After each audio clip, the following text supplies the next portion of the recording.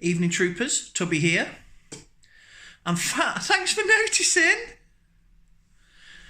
A lot of people ask me, they say, Tubby, you've got loads of consoles. And I say, yes. And they say, how do you store them? And I say, from IKEA. Now, if I used editing, there'd be like a thing coming in there, and it'd be like, inside the man cave, and there'd be a logo. So just add that in your heads. Because I'm not going to start using editing, but just imagine that there was an edit there. So, most of my consoles here, so that's Master System, Mega Drive, Saturn, and there's all kinds of stuff going on here. They're all on these IKEA shelves. I don't know what these are called, but they're really good. They're lac. They're lac. I don't know what they're called. I only know they're from IKEA and they're called lac. Yeah, they're like a lac unit, not like a comb, but they're really handy for consoles. I don't keep them plugged in because I can just plug them off. This is my Mega Drive. It's from when I was a little boy. This is my Master System 2. It's from when I was a 40-year-old and I had some money and they had it in a shop. And so on. So, most of my games consoles, I've got to be really careful while I'm wearing this helmet because I don't want to tip my head forward and just knock my helmet off into the table. So most of my games consoles I play them regular. Bit of a shelf collector if I'm honest, but there's a few I play all the time. Like the Dreamcast. Do you like a bit of a Dreamcast? Here's my Dreamcast, it's blue. And they sit on these shelves. And then there's two of those. That's more of the retro. There's an Xbox there, and then there's a Woody. Oh, I love my Woody. It's a light sixer. I'm looking over there. Boz-eyed. Every eye's in business for itself.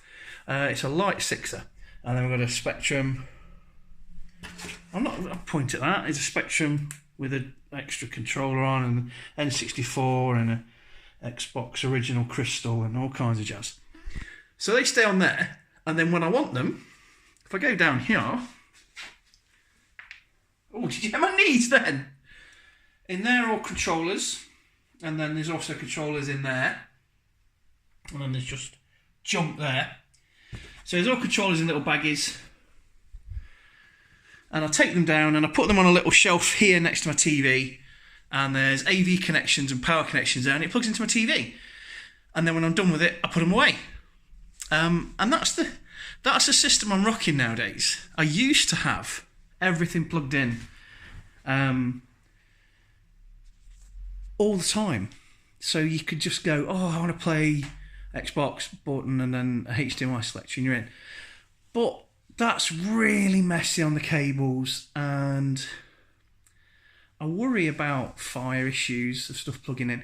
So if I'm plugging it in anyway, I might as well have it on a shelf and then take it down. And they look better when there's no cables hanging out the back. As long as you're organised and you keep everything in labelled baggies, take them out and put them back. Yeah, sorry, Dad. Oh, Tubby says you've got to put your cables away. As long as you put everything away after, then it's not a problem. It's really not. So that's how I do it. But the PS4, and until recently when I sold my Xbox One, which I sort of regret, my PS4 is permanently wired in, and so is the Wii and the SNES Mini. So they're on a little second shelf underneath the shelf that's for the guest consoles, if you like. And that's a system that works really well. And then I've got all my controllers in a little trolley, which I think I'll use in a different video. It's like an IKEA bathroom trolley, but it's brilliant for controllers. And then I've got even more controllers, if you look in the red can.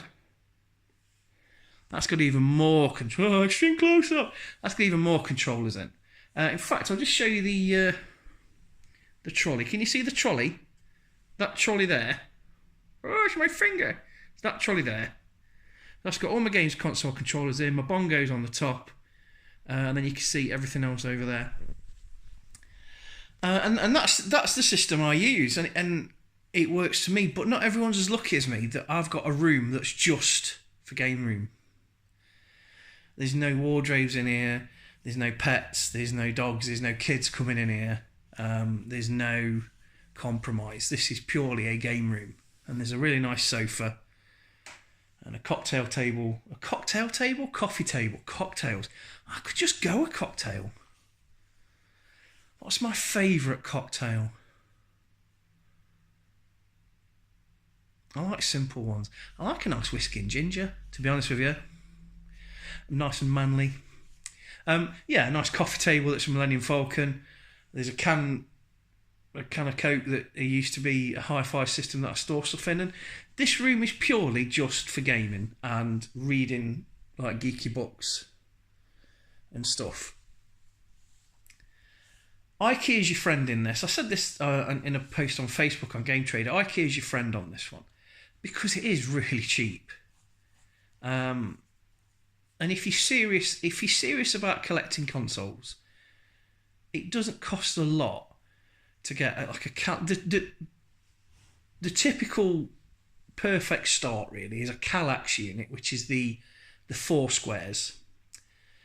2 Billy bookcase. I don't know why I'm gesticulating because you can't see. I look like a priest. I'm a geek priest. 2 Kallax, 2 Billy, 2 lag shelves. So, just to go back on that one, without being blasphemous, Kallax unit, that's like your basic thing. You can put the TV on top of that, it's quite sturdy. 2 Billy bookcases either side, and then either 1 or 2 lac floating shelves above it. That's like your basic setup, and that'll do you. And the great thing about the Kallax is, this isn't sponsored by IKEA, by the way. There's so many different inserts and bits and bobs that you can bang into the Kallax that mean you can hide all your cables and you can put glass shelves in and LEDs. I've got LEDs in that. So yeah, for two Billy bookcases, a Kallax and a floating shelf or two, you're looking at about 150 quid, and that's a lot of money. But this is a hobby that needs some investment because you're gonna have to buy a decent surge protected extension lead. Do that. If you get nothing from this video, get a surge protected extension lead. Very importante. And never ever plug an extension lead into an extension lead and run like loads through it. You get away with it, but why would you want that worry? And why would you want to have that possibility around your neck? Do everything properly, do everything neat, and it pays dividends because if it's a hobby, then why not do it right? I'm a bit of an AV geek anyway, but I like to have it so that it's organised. Now, my first games room was a bit cluttered and a bit loopy. It was a bit smaller than this one.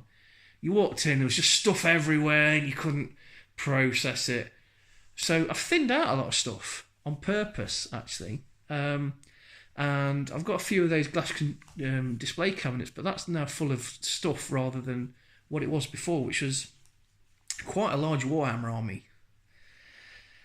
And I used to have a hobby desk in my old games room as well. Burping, sorry. Too much gin. I've not had any gin. And that was in a way a compromise because the plan was that it was going to be a games room, not a hobby and games room. So that's why I'm purely now just for gaming. So just to wrap up really, because I've rambled a little bit, because I do like to ramble, and I know you. Nearly dropped my phone. I know you like it when I ramble, Vicar. So to sum up then,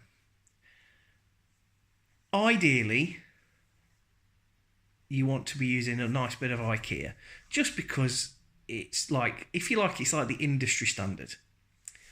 Ideally, you want your electrics to be as safe and as well organised and neat as possible, just because that makes it safer and nicer to look at. I've cut out all the cables on display and I have the consoles as consoles just on shelves, and then I take them down and plug them in as needed. That's working really well for me, and they look a lot better on display. I'm just going to turn you around and let you have a look at the whole thing.